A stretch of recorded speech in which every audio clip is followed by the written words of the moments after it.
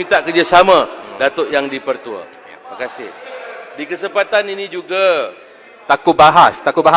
Di kesempatan ini juga saya ingin merakamkan ucapan setinggi-tinggi penghargaan dan syabas serta tahniah kepada seluruh pertugas-pertugas yang telah melaksanakan tugasan tanggungjawab yang begitu baik menangani viral corona COVID-19, termasuk ahli-ahli Dewan Yang Mulia ini yang beri kerjasama padu kepada Yang Amat Berhormat Perdana Menteri. Syabas dan tahniah baling mengucapkan kepada Yang Amat Berhormat Perdana Menteri.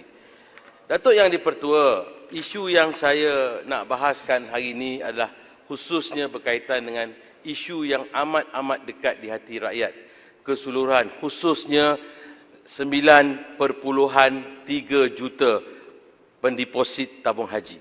Jadi saya telah menunggu 2 tahun untuk memberi penjelasan ini. Jadi izinkan saya tanpa ada gangguan. Thank you, sir.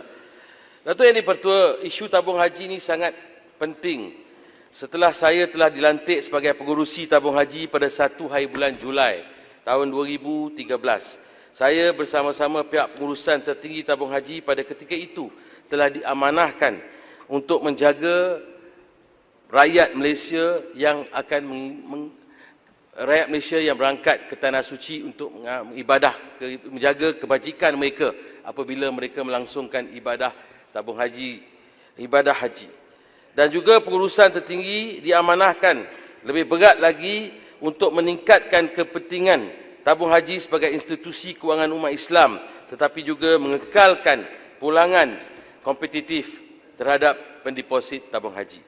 Alhamdulillah, ketika mula-mula saya menjadi pengurusi tabung haji, jumlah pendeposit tabung haji waktu itu adalah 45.7 bilion ringgit. Jumlah deposit ini terus meningkat kepada 73.5 bilion pada tahun 2017, iaitu penambahan sebanyak jumlah 27.8 bilion dalam tempoh masa 4 tahun sahaja.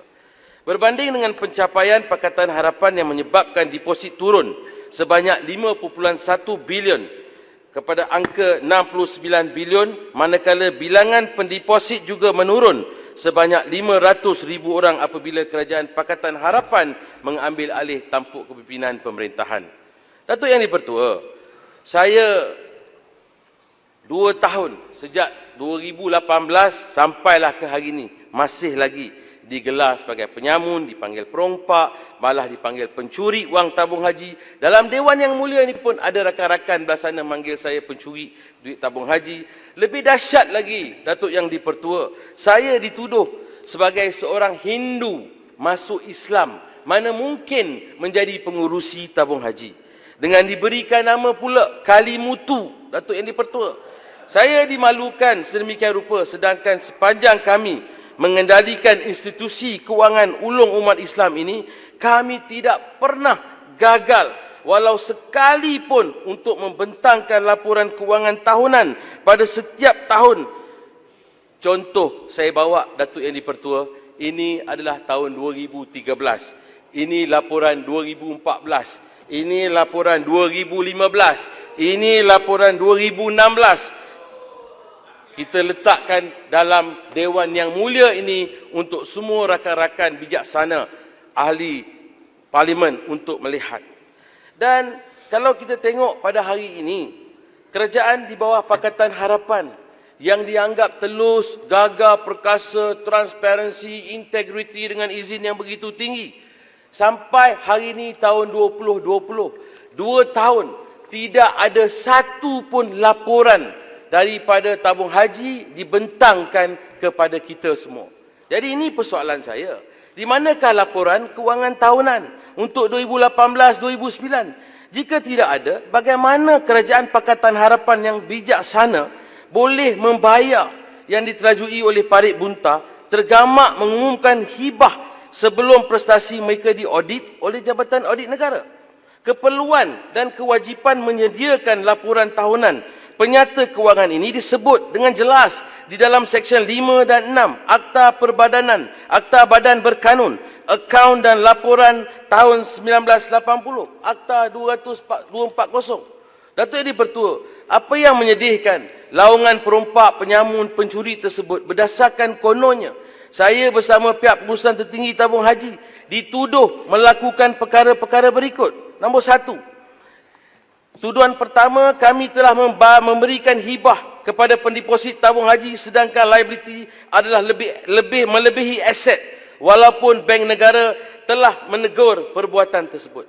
Saya ingin jelaskan di sini bahawa lembaga tabung haji adalah sebuah perbadanan yang ditubuhkan di bawah Akta Tabung Haji 1995, Akta 535 dan Akta Badan Berkanun 1980, Akta 240, serta tidak terikat dengan peraturan-peraturan bank negara.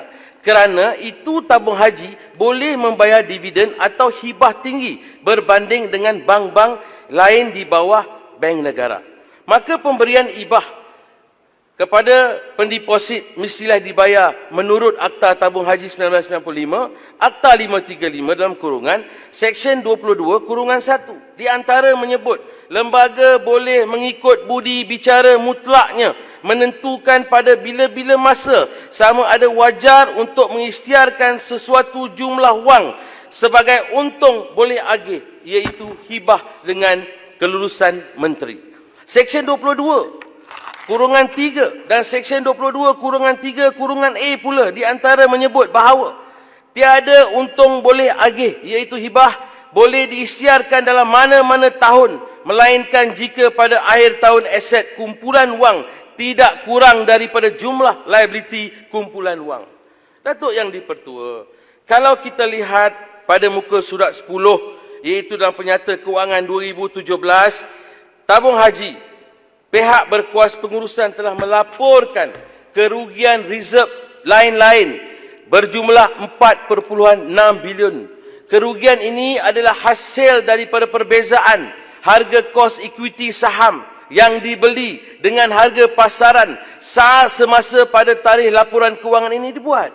Datuk Yang di-Pertua, ini adalah kerugian yang belum direalisasikan kerana saham-saham tersebut masih dipegang oleh tabung haji dan harga pasaran akan turun naik bila harga bursa saham pulih. Dan perlu ingat, masa itu prestasi bursa saham ini menjejaskan semua syarikat-syarikat di Malaysia, bukan hanya syarikat di dalam pelaburan tabung haji. Yang ini pun dinyatakan oleh pihak pengurusan dalam Penyata Kewangan. Jadi di mana asas tuduhan mereka kata laporan penyata kewangan itu salah, menyeleweng, ibarat kanser, tenat dan sehingga menakutkan pendeposit semua yang keluar daripada mengeluarkan wang daripada tabung haji. Datuk Yang di-Pertua, saya dan pengurusan tertinggi tabung haji telah dituduh melelong aset tabung haji. Jika benar, kenapa aset tabung haji boleh meningkat RM26.5 bilion sepanjang saya menjadi pengurusi? Ini adalah aset yang tabung haji perolehi dalam bentuk fizikal, sama ada dalam bentuk ladang, bangunan, hotel, tanah, saham dan lain-lain lagi. Ini adalah aset-aset yang mempunyai nilai dan boleh dicairkan kepada tunai pada bila-bila masa jika keadaan mendesak. Yang Berhormat Baling, Datuk Yang di-Pertua, Baling ada mohon celahan daripada Langkawi. Nak berikan tak?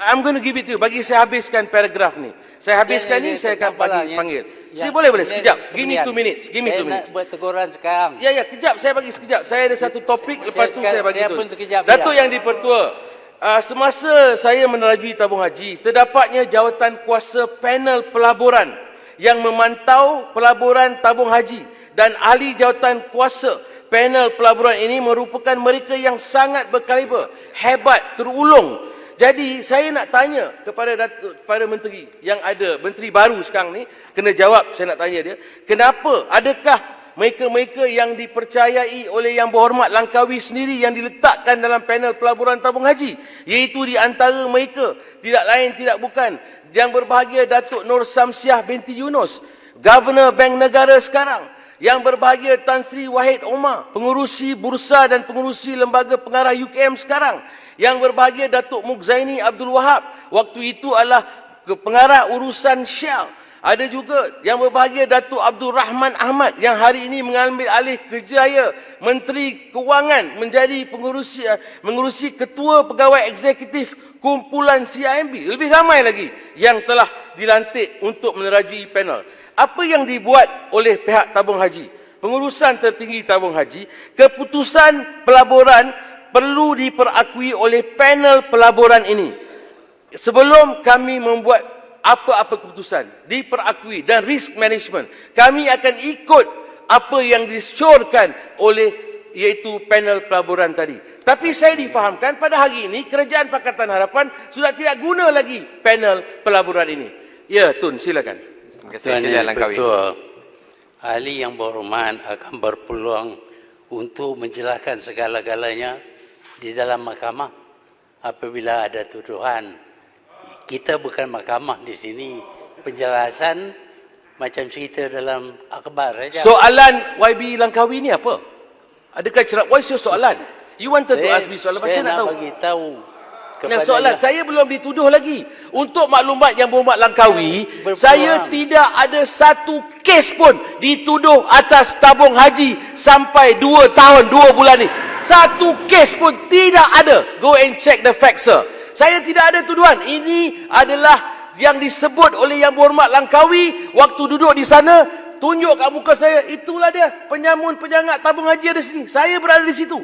Tapi hakikatnya saya tidak pernah ada sebarang tuduhan yang hitam hebat kat situ. Google sekarang. Ada tak tuduhan atas nama Aziz Rahim?